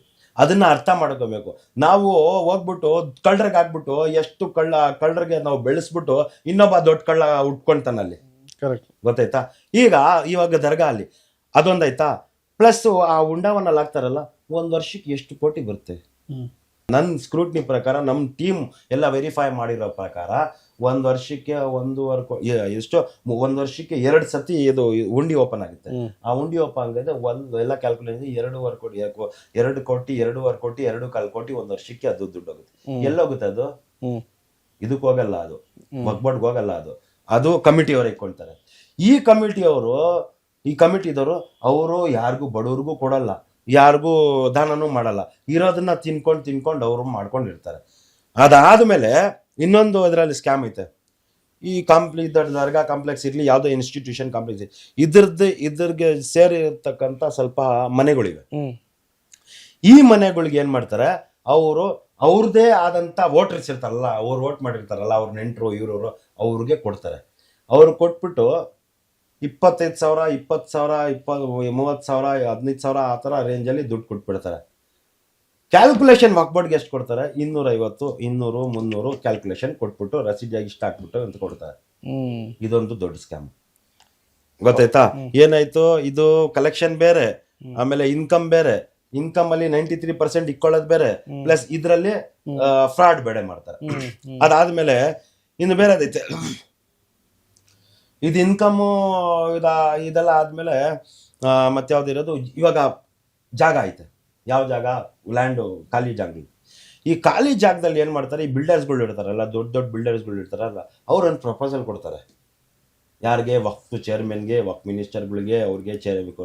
ಇದು 50 ಎಕರೆ ಜಾಗ ಐತೆ, ಇದೊಂದು 30 ಎಕರೆ ಜಾಗ ಐತೆ, ಇದನ್ನ ನಮಗೆ ಲೀಸ್ಗೆ ಕೊಡಿ ಅಂತ. ವಕ್ಫಲ್ಲಿ ಲೀಸ್ ಕಾನ್ಸೆಪ್ಟ್ ಐತೆ. ಲೀಸ್ ಎಷ್ಟು? 10 ವರ್ಷ, 20 ವರ್ಷ, 30 ವರ್ಷ ಲೀಸ್ ಕಾನ್ಸೆಪ್ಟ್. ಎಷ್ಟು ಕೊಡ್ತಾರೆ? ಪ್ರಾಪರ್ಟಿ ವ್ಯಾಲ್ಯೂ ಪ್ರಕಾರ ಅವ್ರು ಕೊಡಲ್ಲ. 5,000 2,000 ವರ್ಷಕ್ಕೆ. ಎಷ್ಟು ಕಾಲೇಜ್ಗಳು ಹೇಳ್ತೀನಿ, ಸುಮ್ಮನೆ ಅಲ್ಲಿ ಕಾಲೇಜ್ ಅಡ್ಮಿಷನ್ ಆಗದೆ ಬಿಟ್ಬಿಡ್ತಾರೆ. ಎಷ್ಟೋ ಇದು ಇನ್ಸ್ಟಿಟ್ಯೂಷನ್ ಹೇಳ್ತೀವಿ, ಅಲ್ಲಿ ಹೋಗ್ಬಿಟ್ಟು ಜನರು ಗಲಾಟೆ ಮಾಡ್ತಾರೆ. ಅದಕ್ಕೆ ನಾನು ಅದ್ರ ಹೆಸರು ಹೇಳಲ್ಲ. ಗೊತ್ತಿದೆ, ಅವ್ರವ್ರೆ ಅವ್ರ ಜ್ಯೂರಿಡಿಕ್ಷನ್ ತಿಳ್ಕೊಬೇಕು. ಒಂದು ಕಾಲೇಜ್ ಐತೆ, ಆ ಥರ ಸುಮಾರು ಕಾಲೇಜ್ ಐತೆ, ನಮ್ಮ ಸರೌಂಡಿಂಗ್ ಅಲ್ಲೇ ಐತೆ, ಬೆಂಗಳೂರು ಸಿಟಿಯಲ್ಲೇ ಐತೆ, ಎಲ್ಲ ಸ್ಟೇಟ್ ಅಲ್ಲೇ ಐತೆ. ಆ ಕಾಲೇಜು ಇದು ವಕ್ಫ್ ಬೋರ್ಡ್ ಹತ್ರ ಲೀಸ್ ತಗೊಳ್ತಾರೆ. ಎಷ್ಟು ಜಮೀನು? 30 ವರ್ಷ, 5 ಎಕರೆ 8 ಎಕರೆ 10 ಎಕರೆ ಆ ಥರ ತಗೊಂಡಿರ್ತಾರೆ. College construct ಮಾಡ್ಕೊಂಡ್ಬಿಟ್ಟಿದ್ದಾರೆ. ಏನಕ್ಕೆ ತಗೊಂಡಿರೋದಿರೋ? ಬಡವ್ರಿಗೆ, ಮುಸ್ಲಿಂ ಅಲ್ಲಿ, ಯಾಕಂದ್ರೆ ಮುಸ್ಲಿಂ ಕಾನ್ಸೆಪ್ಟ್ ಮುಸ್ಲಿಂ ಅವ್ರಿಗೆ ಕೊಡಬೇಕು ಅಂತ ಐತೆ. ಮುಸ್ಲಿಂ ಬಡವ್ರ ಮಕ್ಕಳಿಗೆ ನಾವು ಫ್ರೀಯಾಗಿ ಓದಿಸ್ತೀವಿ ಅಂತ ಹೇಳ್ಬಿಟ್ಟು. If you go and verify there, ವರ್ಷಕ್ಕೆ ಎಷ್ಟು ಸ್ಕಾಲರ್ಶಿಪ್ ಕೊಟ್ಟಿದ್ದಾರೆ? 2 3 ಎಷ್ಟು? 50,000 60,000 2 3 ಸ್ಕಾಲರ್ಶಿಪ್ ಸಿಗ್ಬೋದು. ಅದು ರೆಕಮೆಂಡೇಶನ್ ಮಾಡಿಕೊಂಡು ವಕ್ಫ್ ಬೋರ್ಡಿಂದ ಸ್ಕಾಲರ್ಶಿಪ್ ದುಡ್ಡನ್ನ ತಗೊಂಬಂದು ಹಾಕ್ಕೊಂತಾರೆ ಹೊರತು, ಇಲ್ಲಿ ಬರೋ ಇನ್ಕಮ್ ಫೀಸ್ ತಗೊಳ್ತಾರಲ್ಲ, ಫೀಸ್ ತಗೊಂಡು 1000 ಮಕ್ಕಳು ಓದುತ್ತಾರಲ್ಲ, ಅದು ಫೀಸ್ ಕೊಡ್ತಾರಲ್ಲ, ಅದರಲ್ಲಿ ಕನ್ಸೆಷನ್ ಕೊಡಲ್ಲ. I am an example for one college. ನಾನೇ ಕೊಟ್ಟಿಲ್ಲ, ನಾವು ಒಂದು ಸತಿ ನಾನು ಯಾವುದೋ ಎಕ್ಸಾಮಿನೇಷನ್ ಫೀಸ್ ಕೊಟ್ಟಿಲ್ಲ ಅಂತ ಒಂದು ಕಾರಣಕ್ಕೆ, ಒಂದು ಕಾಲದಲ್ಲಿ ನನ್ನ ಎಕ್ಸಾಮಿನೇಷನ್ ಹಾಲ್ ಟಿಕೆಟ್ ಬಂದಿಲ್ಲ ಅಂತ ಕಾಲದಲ್ಲಿ ಒಂದು 6 ತಿಂಗಳು ಬಿಟ್ಟು ಎಕ್ಸಾಮ್ ಬರೋದು. ಗೊತ್ತಾಯ್ತಾ? ಅದೆಲ್ಲ ಆಗುತ್ತೆ. ಸೊ ಇದು ಈ ಕಾಲೇಜ್ಗಳು ಇರ್ಲಿ, ಇದು ಏನ್ ಮಾಡ್ತಾ ಇದಾರೆ? ಸ್ಕಾಲರ್ಶಿಪ್ ಕೊಡ್ತಾ ಇಲ್ಲ, ಅವ್ರು ದುಡ್ಕೊಂಡು ಅವ್ರು ಹಾಕೊಳ್ತಾ ಇದಾರೆ. ಲೀಸ್ ತಿರ್ಗಾ ಎಕ್ಸ್ಟೆಂಡ್ ಆಗ್ತಾ ಇರುತ್ತೆ. ಇದೊಂದು ಕಾನ್ಸೆಪ್ಟ್. ಹಾಸ್ಪಿಟಲ್ಸು ಐತೆ. ಹಾಸ್ಪಿಟಲ್ ಅಲ್ಲಿ ಬಡವರಿಗೆ ಇದು ಮಾಡ್ಬೇಕಂತ ಹೇಳಿದ್ರೆ, ಯಾವ್ದಾದ್ರು ಒಂದು ಸೆಕ್ರೆಟರಿಯಿಂದ ಫೋನ್ ಮಾಡ್ಕೊಂಡು ಹೋಗ್ಬೇಕು, ಇನ್ಸ್ಟಿಟ್ಯೂಷನ್ ಇಂದ ಫೋನ್ ಮಾಡ್ಕೊಂಡು ಹೋಗಿದ್ರು ಅಲ್ಲಿ 20% 30% ಡಿಸ್ಕೌಂಟ್ ಕೊಡ್ತಾರೆ. ಯಾವುದೇ ಒಂದು ಬಡವರಿಗೆ ನೀವು ಕ್ಲೀನ್ ಆಗಿ ಗ್ರೌಂಡ್ ಲೆವೆಲ್ ಅಲ್ಲಿ ವೆರಿಫೈ ಮಾಡ್ಬೋದು. ಇಷ್ಟು ಮುಸ್ಲಿಂ ಇನ್ಸ್ಟಿಟ್ಯೂಷನ್ಸ್ ಐತೆ, ಇಷ್ಟು ವಕ್ಫ್ ಪ್ರಾಪರ್ಟೀಸ್ ಐತೆ. ವಕ್ಫ್ ಮಿನಿಸ್ಟರ್ಗೆ ಹೋಗಿ ಕೇಳ್ಬೋದು, ನೀವು ವಕ್ಫ್ ಚೇರ್ಮನ್ಗೆ ಹೋಗ್ಬಿಟ್ಟು ಕೇಳ್ಬೋದು. ನಿಮ್ಮ ವಕ್ಫ್ ಪ್ರಾಪರ್ಟೀಸ್ ಅಲ್ಲಿ ಇರತಕ್ಕಂಥ ಇನ್ಸ್ಟಿಟ್ಯೂಷನ್ ಅಲ್ಲಿ ಕೊರೋನಾ ಅಲ್ಲೇ ಇರಲಿ, COVID-19 ಟೈಮ್ನಲ್ಲೇ ನೀವು ವೆರಿಫೈ ಮಾಡಿಬಿಟ್ಟು ಡೆಡ್ ಬಾಡಿಗಳು ಎಷ್ಟು ಲಕ್ಷಕ್ಕೆ ಕೊಟ್ರಿ ಅಂತ ಕೇಳಿದ್ರೆ ನಿಮಗೆ ಬಯಲ ಬಿಡುತ್ತೆ. ನಾನು ಎಷ್ಟು ಜಗಳ ಮಾಡಿದ್ದೀನಿ, ನಮ್ಮ ಟೀಮ್ ಎಷ್ಟು ಜಗಳ ಮಾಡಿದ್ದಾರೆ ಕೊರೋನಾ ಟೈಮ್ನಲ್ಲಿ, COVID-19 ಡೆಡ್ ಬಾಡಿಗೂ ಸತ್ತೋಗಿರ್ತಾರೆ. ಹೋಗಿ ವೆರಿಫೈ ಮಾಡಿದ್ರೆ ಸತ್ತೋಗಿರ್ತಾರೆ. ನಮ್ಮ ಇನ್ಸ್ಟಿಟ್ಯೂಷನ್ ಕೊಟ್ಟರೆ ಆ ಡೆಡ್ ಬಾಡಿಗಳಿಗೆ ಕೊಡೋಕ್ಕೆ 2 ಲಕ್ಷ 1.5 ಲಕ್ಷ 2 ಲಕ್ಷ 3 ಲಕ್ಷ ಡಿಮ್ಯಾಂಡ್ ಮಾಡಿ ಕೊಟ್ಟಿದ್ದಾರೆ. ಹಾಸ್ಪಿಟಲ್ ಪಕ್ಕದಲ್ಲಿರೋ ಸ್ಲಮ್ ಅಲ್ಲಿ ಆಟೋ ಡ್ರೈವರ್ ಮಕ್ಕಳಿರ್ಲಿ, ಒಂದು ಹಾಲ್ ಇದು ಮಿಲ್ಕ್ ಸೆಲ್ಲರ್ ಮಕ್ಕಳಿರ್ಲಿ, ಯಾವುದೋ ಒಂದು ಬಡವ್ರ ಮಕ್ಕಳಿರ್ಲಿ, ವಿಧವೆ ಮಕ್ಕಳಿರ್ಲಿ, ಕರ್ಕೊಂಡೋಗಿ ಹಾಸ್ಪಿಟಲಲ್ಲಿ ಚಿಕಿತ್ಸೆ ಮಾಡಿದ್ರೆ ಅವರು 500 ರೂಪಾಯಿ ಕೊಟ್ಟರೆ 200 ರೂಪಾಯಿ ಕೊಟ್ಟರೆ ಅಡ್ಮಿಷನ್ ಮಾಡ್ಕೊಳ್ತಾರೆ. 200 ರೂಪಾಯಿ ಕೊಟ್ಟರೆ ಅಡ್ಮಿಷನ್ ಮಾಡ್ಕೊಳ್ತಾರೆ. ಇದು ಸ್ಕ್ಯಾನಿಂಗ್, ಅದು ಸ್ಕ್ಯಾನಿಂಗು, ಬ್ಲಡ್ ಟೆಸ್ಟಿಂಗ್, ಅದು ಇದು ಮಾತ್ರೆ ಅಂತ ಹೇಳ್ಬಿಟ್ಟು 1,000 2,000 ಮಾಡ್ಕೊಳ್ತಾರೆ. ಆ ವಿಧವೆ ಹೋಗ್ಬಿಟ್ಟು ಬೇರೆಯವ್ರ ಹತ್ರ ದುಡ್ಡು ತಗೊಂಬಂದು ಆಗ್ಬೇಕು. ಯಾರ ಹತ್ರ ಫ್ರೀಯಾಗಿ ಮಾಡಿದ್ದಾರೆ? ಈ ತರ ಮಾಡಲಿಲ್ಲ. ಇದೊಂದು ದೊಡ್ಡ ಸ್ಕ್ಯಾಮ್ ಆಯ್ತು. ಅದು ಡಯಾಲಿಸಿಸ್ ಮಿಷಿನ್, ಅದು ಮಿಷಿನ್, ಇದು ಮಿಷಿನ್, ಅದು ಇದು ಅಂತ ಎಲ್ಲ ಕೊಡ್ತಾರಲ್ಲ, ಎಷ್ಟು ಜನಾಗೆ ಮಾಡ್ತಾ ಇದ್ದಾರೆ? ಅದೆಲ್ಲ ಮಾಡ್ತಾ ಇಲ್ಲ. ಇವಾಗ ಮೇನ್ ಕಾನ್ಸೆಪ್ಟ್ ನಾನು ಹೇಳ್ತೀನಿ. 3,000 crore ಇನ್ಕಮ್ ಕರ್ನಾಟಕ ಸ್ಟೇಟ್ ನಲ್ಲಿ ಬರುತ್ತೆ ಅಂತ ಹೇಳಿದ್ರೆ, ಅದರಲ್ಲಿ ಸಾರಿ ಲೀಸು, ಅದು ಇದು ಎಲ್ಲ ಡಿಟೆಕ್ಟ್ ಮಾಡಿದ್ರೆ ಒಂದು 2,000 ಕೋಟಿ ಆದ್ರೂ ಇನ್ಕಮ್ ಇರುತ್ತಲ್ಲ. ಆ 2,000 ಕೋಟಿ ಪ್ರತಿಯೊಂದು ಮುಸ್ಲಿಮರಿಗೆ, ಪ್ರತಿಯೊಂದು ಬಡವರಿಗೆ ಇಲ್ಲ 50% ಇಲ್ಲ 30% ಬಡವರಿಗೆ ಹೋಗ್ತೈತಾ ಇಲ್ಲ ಅಂತ ಒಂದು ಪ್ರಶ್ನೆ ಜನರು ಅವ್ರ ತಾನೇ ಕ್ವಶನ್ ಮಾಡ್ಕೊಂಡು ಆನ್ಸರ್ ಕೇಳ್ಕೊಬಹುದು. ಗೊತ್ತಾಯ್ತಾ? ವಕ್ಫ್ ಬೋರ್ಡ್ ಕಿಂತ ದೊಡ್ಡ ಕಳ್ಳರು ಯಾರಿದ್ದಾರೆ? ಇನ್ಸ್ಟಿಟ್ಯೂಷನ್ ಅವರು. ಅವನಿಗೆ 7% ಅವ್ರಿಗೆ ಆದಾಯ ಕೊಡ್ತಾ ಇರೋದು. ವಕ್ಫ್ ಬೋರ್ಡ್ ಒಂದು ದೊಡ್ಡ ಇನ್ಸ್ಟಿಟ್ಯೂಷನ್, ಇಡೀ ಸ್ಟೇಟ್ ತಗೊಳ್ತಾ ಇದಾರೆ. ನೀವು ಹೇಳ್ತಿರೋದು ದರ್ಗಾ ಮತ್ತು ಮಸೀದಿಗಳು. ದರ್ಗಾ ಕಾಂಪ್ಲೆಕ್ಸ್ಗಳು, ಮಸೀದಿಗಳು, ಕೆಲವು ಮಸೀದಿಗಳು ಇದಾವೆ ಅದ್ರಲ್ಲಿ ಇನ್ಕಮ್ಮೇ ಇಲ್ಲ. ಅದರಲ್ಲಿ ಡೊನೇಟ್ ಮಾಡ್ಬಿಟ್ಟು, ಚಂದ ಮಾಡ್ಬಿಟ್ಟು, ಚಾರಿಟಿ ಮಾಡ್ಬಿಟ್ಟು ನಡೆಸ್ಬೇಕು. ಕೆಲವು ಮಸೀದಿಗಳು ಇಂಥ ಇದೆ, ಅವರು ಬೇರೆಯವ್ರಿಗೆ ಲೋನ್ಗಳು ಕೊಟ್ಟವ್ರೆ, ಗೊತ್ತಾಯ್ತಾ. ಬಹಳ ಸ್ಕೂಲ್ಗಳಿದ್ದಾವೆ. ಎಷ್ಟು ಸ್ಕೂಲ್ ಇದಾವೆ, ಆ ಸ್ಕೂಲ್ಗಳಲ್ಲಿ ಮಕ್ಕಳಿಗೆ ಫ್ರೀಯಾಗಿ ಓದಿಸ್ತಾ ಇಲ್ಲ, ಗೊತ್ತಾಯ್ತಾ. ಸರ್ಕಾರದ ಗವರ್ಮೆಂಟ್ ಕರ್ನಾಟಕ ಸ್ಟೇಟ್ ಸರ್ಕಾರದ ಸ್ಕೂಲ್ಸ್ ಇದಾವಲ್ಲ, ಅಂಗನವಾಡಿ ಕೇಂದ್ರಗಳು, ಅಲ್ಲಿ ಮಾತ್ರ ಫ್ರೀ ಆಗಿ ಓದಿಸ್ತಾ ಇರ್ತು. ಈ ವಕ್ಫ್ ಬೋರ್ಡ್ ಅಲ್ಲಿ ನಮ್ಮ ಮುಸ್ಲಿಮ್ರು ನಾವು ದೇವರಿಗೆ ಹೇಳ್ಬೇಕು, ನಾವು ಲೆಕ್ಕ ಕೊಡ್ಬೇಕು, ಅದೆಲ್ಲ ಏನಿಲ್ಲ, ಅವ್ರೇನು ಫ್ರೀ ಆಗಿ ಓದಿಸ್ತಾ ಇಲ್ಲ. ಇವಾಗ ಇನ್ನೊಂದು ಕಾನ್ಸೆಪ್ಟ್ ಐತೆ. ನಾನೊಂದು ಪ್ರೆಸೆಂಟೇಷನ್ ಕೊಟ್ಟಿದ್ದೆ 2020ರಲ್ಲಿ. 590 ಎಕರೆ ಜಾಗ ಇದ್ಲಲ್ಲ, ಆ ತರ ಒಂದು ಮೇಡಿ ಅಲ್ಲಿ ಒಂದು 368 ಎಕರೆ ಜಾಗ ಆಯ್ತು. 358 ಜಾಗ ಆಯ್ತು. ಯಾವುದು ವಕ್ಫ್ ಬೋರ್ಡ್ದು ಎಲ್ಲ ಎನ್ಕ್ರೋಚ್ ಆಗ್ಬಿಟ್ಟು ಓನ್ಲಿ 71 ಎಕರೆ ಜಾಗ ನನ್ನ ಹತ್ರ ಇತ್ತು. ನಾನೊಂದು ಪ್ರಪೋಸಲ್ ಕೊಡ್ತೆ. ಇವಾಗ ನೀವು ಇದು ವಕ್ಫ್ ಆಕ್ಟ್ ತಗೊಂಡು ನೋಡ್ಕೊಬೋದು. ಅದರಲ್ಲಿ ಲೀಸ್ ಕೊಡಬೇಕು ಅಂತ ಐತೆ, ಲೀಸ್ ಕೊಟ್ಟಿದ್ದಾರೆ. ನಾವು ಒಂದು ನಮ್ಮ ಇದರಿಂದಾನೇ ನಾವು ಪ್ರೆಸೆಂಟೇಷನ್ ಕೊಟ್ವಿ. ಈ ಒಂದು 100 ಎಕರೆ ಜಾಗ ನಮಗೆ ಲೀಸ್ಗೆ ಕೊಡಿ. ಏನಕ್ಕೆ ಅಂತ ಕೇಳಿದೆ. ಏನಕ್ಕೆ ಅಂತ ಹೇಳಿದ್ರೆ ಬಡವರಿಗೆ ಡೆವಲಪ್ ಮಾಡ್ಕೊಡ್ತೀವಿ. ಹೆಂಗ್ ಡೆವಲಪ್ ಮಾಡ್ತೀರಾ? ಬಡವ್ರಿಗೆ ಹೇಳ್ತೀವಿ, ನೀವು 15,000 20,000 30,000 15,000 ಬಾಳಿಗೆ ಕಟ್ಬೇಡ್ರಪ್ಪ, ನೀವು 2,000 ಖರ್ಚು ಮಾಡ್ಕೊಂಡು ಶೆಡ್ ಹಾಕೊಳ್ಳಿ. ಶೆಡ್ ಹಾಕೊಂಡ್ಬಿಟ್ಮೇಲೆ ನೀವೇನ್ ಬಾಡಿಗೆ ಕೊಡಂಗಿರಲ್ಲ, 1,000 ರೂಪಾಯಿ ಬಾಡಿಗೆ ಕೊಡಿ, ಅದನ್ನ ವಕ್ಫ್ ಬೋರ್ಡ್ಗೆ ಕೊಟ್ಬಿಡೋಣ. ನಾವು ಲೆಕ್ಕ ಹಾಕಿದ್ವಿ 10,000 ಮನೆಗಳಾಗುತ್ತೆ. 10,000 ಮನೆ. 10,000 ಮನೆ ಅಂದ್ರೆ ಒಂದ್ ಮನೆಯಿಂದ 1,000 ಅಂತ ಹೇಳಿದ್ರೆ ಎಷ್ಟು ಲಕ್ಷ ಆಯ್ತು ಸರ್? 7 ಲಕ್ಷ. 1,000 ಇಂಟು 10,000 1 ಕೋಟಿ ಐತಿ ಸರ್. 1 ಕೋಟಿ ಪ್ರತಿ ತಿಂಗಳಿಗೆ. ಇವಾಗ ಆ 600 ಎಕರೆ ಸುಮ್ಮನೆ ಬಿದ್ದೈತಲ್ಲ, ₹1 ಆದಾಯ ಇಲ್ಲ. ಅದಕ್ಕೆ ಕೇಸ್ ಬೇರೆ, ಅದಕ್ಕೆ ಅಡ್ವೊಕೇಟ್ಸ್ಗೆ ದುಡ್ಡು ಬೇರೆ, ಅದಕ್ಕೆ ಫೈಲಿಂಗು ಲಿಟಿಗೇಷನ್ ಫೀಸ್ ಬೇರೆ, ಸುಪ್ರೀಂ ಕೋರ್ಟಲ್ಲಿ ನೋಡ್ಕೊಬೇಕು. 100 ಜಾಗ ಕೊಡ್ರಿ, ಅದನ್ನ ಕೇಸ್ ವಿಡ್ರಾ ಮಾಡಿಸ್ಕೊಂಬಿಡ್ರಿ, ಏನ್ ಮಾಡ್ಕೊಡಿ, ಅದೇನ್ ಮಾಡ್ಬೇಕು ಮಾಡಿ. ಇದು ಐಡೆಂಟಿಫೈಡ್ ಜಾಗ, ಖಾಲಿ ಬಿದ್ದಿರೋ ಜಾಗ, ಸುಮ್ಮನೆ ಇದ್ರ ಜಾಗ ಅಷ್ಟೆಲ್ಲ ಐತೆ. 100 ಎಕರೆ ಜಾಗ ಕೊಡಿ, ಬಡವ್ರಿಗೆ ಹಾಕ್ಬಿಡೋಣ. 1,000 ಜಾಗ ಅಲ್ಲಿ ಏನು ಇನ್ಕಮ್ ಇಲ್ಲ. ತಿಂಗಳಿಗೆ 1 ಕೋಟಿ ಇನ್ಕಮ್ ಮಾಡಿಸ್ಕೊಡ್ತಾ ಇಲ್ವಾ? 1 ವರ್ಷಕ್ಕೆ 10 ಕೋಟಿ ಇನ್ಕಮ್ ಮಾಡಿಸ್ತಾ ಇಲ್ವಾ? ಆದ್ರಿಂದ ನಾವು ಈ ಪ್ರಪೋಸಲ್ ಕೊಟ್ವಿ. 10,000 ಜನಗೆ, 10,000 ಫ್ಯಾಮಿಲೀಸ್ಗೆ ಮನೆ ಬಂದ್ಬಿಡುತ್ತೆ. ಅವರೇ ಶೆಡ್ ಮಾಡ್ಕೊಂತಾರೆ. ಇಲ್ಲ ನೀವೇ ಇನ್ವೆಸ್ಟ್ ಮಾಡ್ಬಿಟ್ಟು ಕೋಟ್ರಸ್ಗಳು ಅದೋ ಇದೋ ಏನೋ ಕಟ್ಕೊಡಿ. ಅಡ್ವಾನ್ಸ್ ಇಲ್ದಿರ ನೀವು 1,000 ತಗೊಳಕ್ಕಿಂತ 5,000 ತಗೊಳ್ಳಿ. ಅಲ್ಲಿ 20,000 ಕೊಡ್ತಾರೆ, ಒಂದು 5,000 ತಗೊಂಡು ನೀವು ಡೆವಲಪ್ ಮಾಡ್ಕೊಳ್ಳಿ ಅಂತ ಹೇಳಿದ್ರೆ ಆ ಪ್ರಪೋಸಲ್ಗೆ ಏನು ಮಾಡಲೇ ಇಲ್ಲ. ಅದು ಕೇಳ್ಕೊಂಡಿದ್ದು ಸ್ವಲ್ಪ ಜನ ಹೋಗ್ಬಿಟ್ಟು ಎನ್ಕರೇಜ್ ಮಾಡಿದ್ರು. 4-5 ಜನ ಹೋಗ್ಬಿಟ್ಟು ಮಾಡಿದ್ರು. ಅಲ್ಲಿ ಪೊಲೀಸವ್ರಿಗೆ ಹೇಳ್ಬಿಟ್ಟು ಫೋನ್ ಮಾಡ್ಬಿಟ್ಟು ಅಲ್ಲಿ ಓಡಿಸ್ಬಿಟ್ರು, ಎನ್ಕರೇಜ್ ಮಾಡಕ್ ಹೋಗ್ತಾರೆ ಅಂತ. ಇವರು 30 ವರ್ಷ ಲೀಸ್ ಕೊಡ್ಬೋದು, ವರ್ಷಕ್ಕೆ 5,000 ತರ. ನಾನು ಒರಿಜಿನಲ್ ಆಗಿ ಒಂದು ಹೆಸರು ಹೇಳ್ತೀನಿ, ಆ ಇನ್ಸ್ಟಿಟ್ಯೂಷನ್ ಹೋಗಿ ಕೇಳ್ಬೋದು. ವರ್ಷಕ್ಕೆ 1,000, ತಿಂಗಳಿಗೆ 80 ರೂಪಾಯಿ ಆಯ್ತು. ಎಷ್ಟು ಎಕರೆ? 5 ಎಕರೆ ಜಾಗ, 30 ವರ್ಷ ಲೀಸ್ ಕೊಟ್ಟಿರೋದು, ತಿರ್ಗಾ ರಿನ್ಯೂ ಮಾಡ್ಬಿಟ್ಟಿರೋದು. ಇಲ್ಲಿಂದ ನೀವು ಲಾಲ್ಬಾಗ್ ಹೋಗೋ ಗಂಟ ಒಂದು 7-8 ಪ್ರಾಪರ್ಟಿ ನಾನೇ ಹೇಳ್ಬಿಡ್ತೀನಿ ನಂಗೆ ವರ್ಷಕ್ಕೆ ಎಷ್ಟು ಆದ ಅಂತ. ಅಷ್ಟೊಂದು ಎಕರೆಗಳ ಜಾಗ ನೀವು ಈ ತರ ಇನ್ಕಮ್ ಕೊಟ್ಟಿದ್ದೀರಾ. ಈ ಇನ್ಕಮು 1 ಲಕ್ಷಕ್ಕಿಂತ ಕಮ್ಮಿ ತೋರಿಸ್ತಾರಲ್ಲ, ಆ ತರ 30% ಇನ್ಕಮ್ಗಳು ಅದು ಸೆಟ್ಟಿಂಗ್ ಮಾಡಕ್ಕೆ. ಇವಾಗ ಬಿಲ್ಡರ್ ಅದೇ ಹೋಗ್ಬಿಟ್ಟು ಬಿಲ್ಡರ್ ಕೇಳಿ ನಮ್ಗೆ ಇದು ಜಾಗ ಕೊಡಿ ಅಂತ ಹೇಳ್ಬಿಟ್ಟು ಗೊತ್ತಿಲ್ಲದ ತರ NOC ಕೊಟ್ಬಿಡ್ತಾರೆ, ಗೊತ್ತಿಲ್ಲದ ತರ ನೋಟಿಫೈ ಮಾಡ್ಬಿಡ್ತಾರೆ. ಇದು ನಮ್ ಜಾಗನೇ ಇಲ್ಲ ಅಂತ ಬಿಲ್ಡರ್ ಎನ್ಕ್ರೋಚ್ ಮಾಡ್ಬಿಟ್ರು ನೀವು ಕೇಳೋರು ಇರಲ್ಲ. ಪ್ರೈವೇಟ್ ಪರ್ಸನ್ ಎನ್ಕ್ರೋಚ್ ಮಾಡ್ಬಿಟ್ಟು ಅದಕ್ಕೆ ಕೇಸ್ ಹಾಕ್ತಾರೆ, ಏನಪ್ಪ ಇಷ್ಟು ಕೊಟ್ಬಿಡಪ್ಪ ಆಯ್ತಪ್ಪ ಅಂತ ಇದು ಮಾಡ್ಬಿಟ್ಟು. ಇದು ವಕ್ಫ್ ಬೋರ್ಡ್ ಅಲ್ಲಿ ವಕ್ಫ್ ಇನ್ಸ್ಟಿಟ್ಯೂಷನ್ಸ್ ಅಲ್ಲಿ ಆಗತಕ್ಕಂತ ಕರಪ್ಷನ್ಗಳು. ಇದಕ್ಕೆ ಏನ್ ಮಾಡ್ಬೇಕು? ಪ್ರತಿಯೊಂದು ಜನರಿಗೆ ಅದಕ್ಕೆ ಆದಾಯ ಬರಬೇಕು, ಅವ್ರಿಗೆ ಇನ್ಕಮ್ ಆಗ್ಬೇಕು. ಕರೆಕ್ಟ್ ಆಗಿ ಫಾಲೋ ಮಾಡಿದ್ರೆ ನನ್ನ ಕರ್ತವ್ಯ ಅದು. ನನ್ನ ಜುರಿಡಿಕ್ಷನ್ ಒಂದು ಇನ್ಸ್ಟಿಟ್ಯೂಟ್ ಐತೆ, ಆ ಇನ್ಸ್ಟಿಟ್ಯೂಟ್ ಅಲ್ಲಿ ಇಷ್ಟ ಆದಾಯ ಐತೆ, ಅದನ್ನ ಕರೆಕ್ಟ್ ಆಗಿ ಹೋಗ್ಬಿಟ್ಟು ಪ್ರಶ್ನೆ ಮಾಡ್ಬಿಟ್ಟು ಈ ಇನ್ಕಮ್ ಎಲ್ಲಿ ಹೋಗ್ತೈತೆ ಅಂತ ಹೇಳ್ಬಿಟ್ಟು ನಾವು ಯೂತ್ಸ್ರು ಒಂದು ಕಮಿಟಿನೋ ಒಂದು ಇದು ಮಾಡ್ಕೊಂಡು ಹೋಗ್ಬಿಟ್ಟು ಕೇಳ್ಬಿಟ್ಟು ಇದು ಕರೆಕ್ಟ್ ಆಗಿ ಲೆಕ್ಕ ಕೊಡ್ಬೇಕು. ಈ ಲೆಕ್ಕದಲ್ಲಿ ಇದು ಬರ್ತಕ್ಕಂಥ ದುಡ್ಡನ್ನ ತಗೊಂಡು ನಮ್ಮ ಜುರಿಡಿಕ್ಷನ್ ಅಲ್ಲಿರೋ ಬಡವ್ರಿಗೆ, ವಿಧವೆ ಅವ್ರಿಗೆ, ಇವ್ರಿಗೆ ಅವ್ರಿಗೆಲ್ಲ ಕೊಟ್ರೆ ಇನ್ನೂ ಉಳ್ಕೊಳ್ಳುತ್ತೆ. ವಿಧವೆಯವರು ಇರಲ್ಲ, ವಿದ್ಯೆಯವ್ರಿಗೆ ಕಷ್ಟ ಇರಲ್ಲ, ಬಡವ್ರಿಗೆ ಇದಿರಲ್ಲ.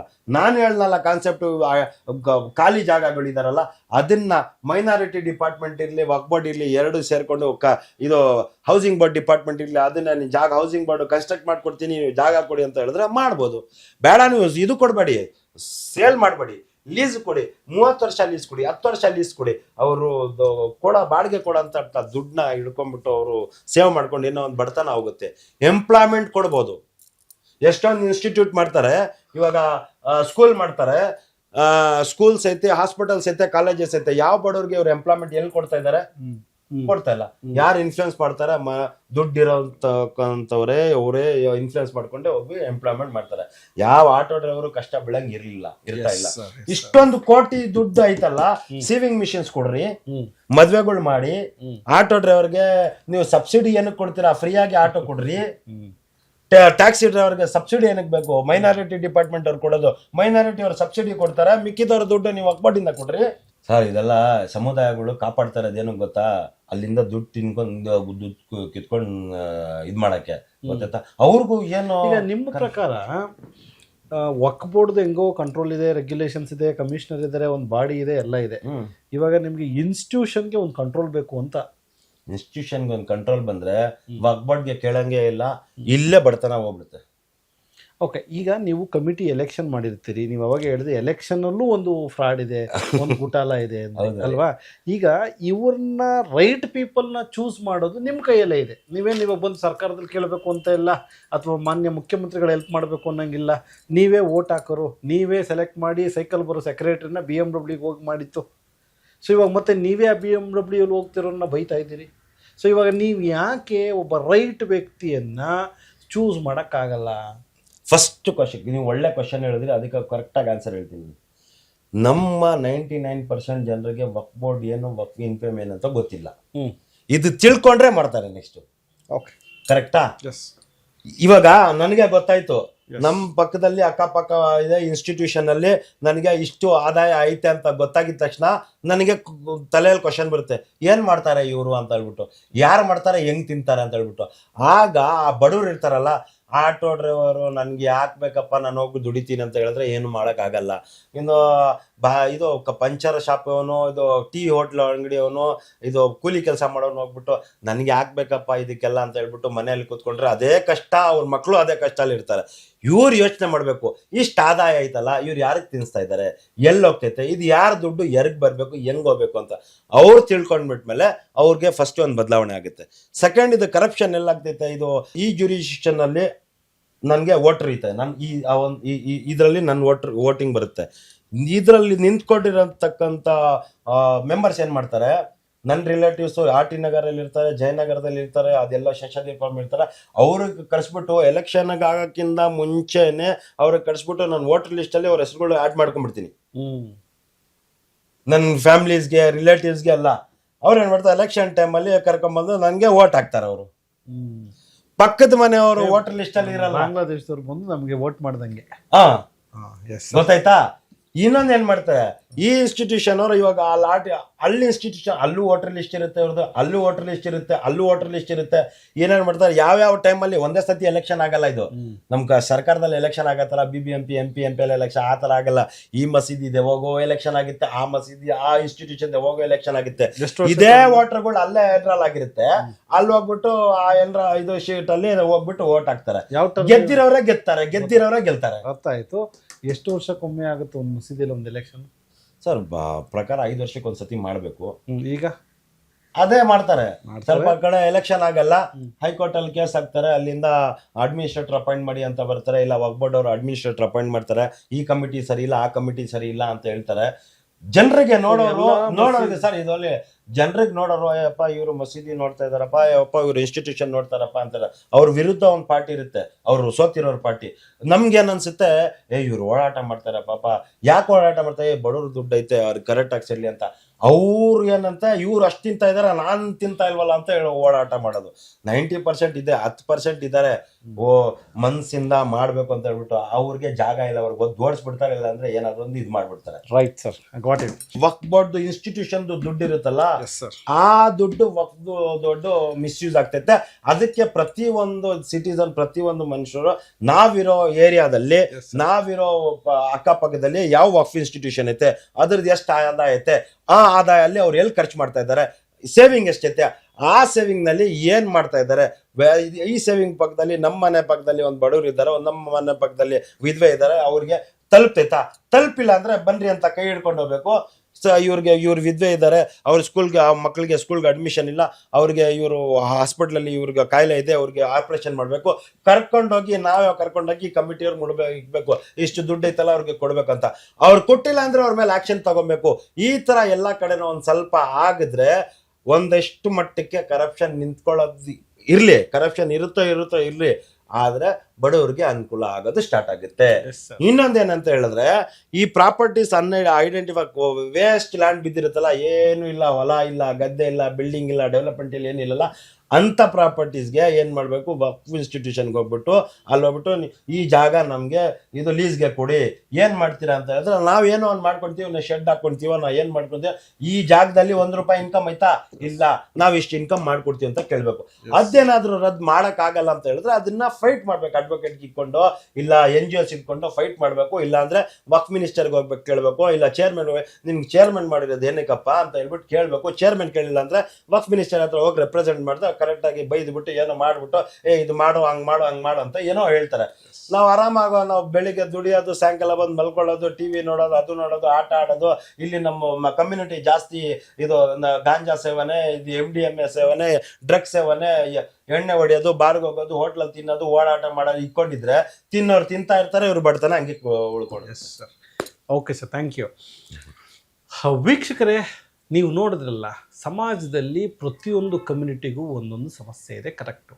ಆದರೆ ಇಲ್ಲೊಂದು ವಿಶೇಷ ಇದೆ ನೋಡಿ.